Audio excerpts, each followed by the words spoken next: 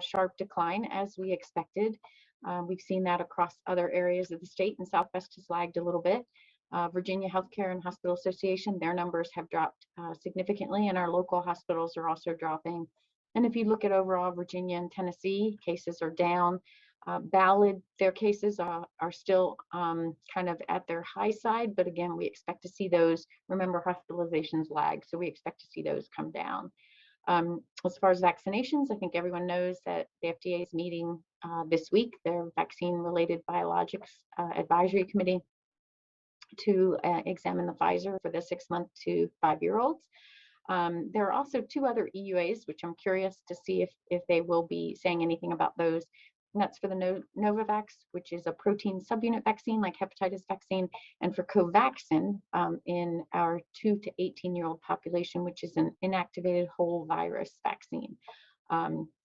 So very curious to see if we'll get that, because we do have people who don't want the mRNA vaccine. And these are just different options and different types of vaccines that are not just spike protein related. Our therapeutics continue to evolve. We have the pills, we have the monoclonal antibodies, they're testing old medications, so continue to work on that. So, this is just our transition. Hopefully we're going to see a lull. We don't see any other significant variants that we're worried about. We really have to focus on individuals and individual risk assessments, individual risk tolerance. I mean, there is no zero risk of anything we do. And individual protection, for instance, with the masking.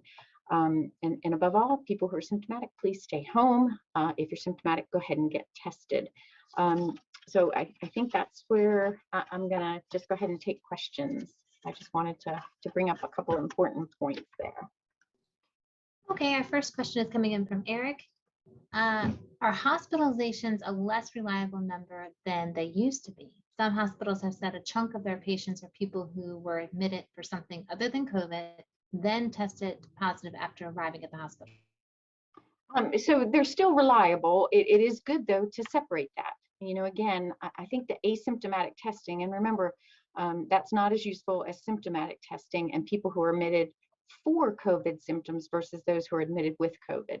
From a hospitalization standpoint, it's important because even if they're admitted for something else, if they have COVID, there are lots of other precautions and isolation, and the hospital needs to consider that with already stretched staffing for their beds. But, so yes, we can look at hospitalizations, but I do think it's important to kind of identify which ones are for COVID and which ones are kind of with COVID incidentally. I think there's a lot of numbers out there from places here in this country and other countries that it could be as much as, 50% that are incidental.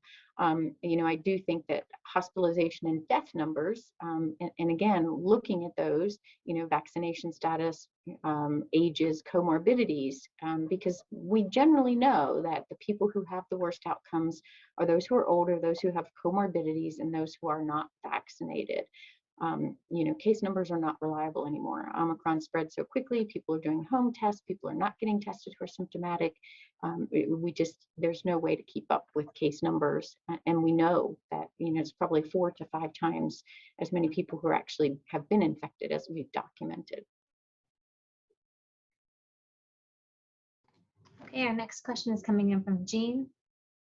And just a reminder, please use the chat or the Q&A if you have any questions. This actually appears to be the last question right now we have. So several other states are beginning to drop their mask mandates. New Jersey by early next month, for example. Has BGH started looking at when mask mandates could be dropped in Virginia? Will there be a specific tipping point we should all be looking for?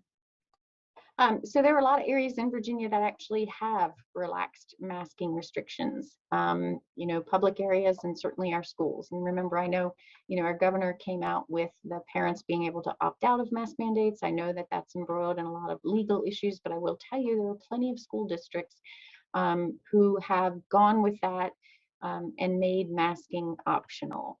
And I'll tell you that their curves are no different than those that haven't. It's not like all of a sudden they saw an exponential increase in their school children. Their school children follow community spread, as we've known throughout the pandemic. Again, I know masking has become such a polarizing issue, such a controversial issue, and it's really a shame, because when it was implemented, we were trying to figure out how we could address the pandemic, how we could try to decrease transmission. But now we're in a different place. We have immunity from prior infection. We have wonderful vaccines. We have therapeutics. So we're in a different place. And I think it is reasonable to look at those numbers and see that our cases are coming down. We're coming into the spring, and warmer weather season.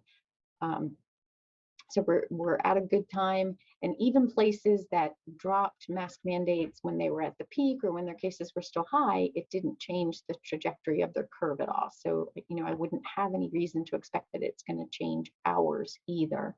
And then there are curves from places, as I've said, that had very, very high masking compliance, and their Omicron curves don't look any different than places that don't. So I think it is something to be reevaluated.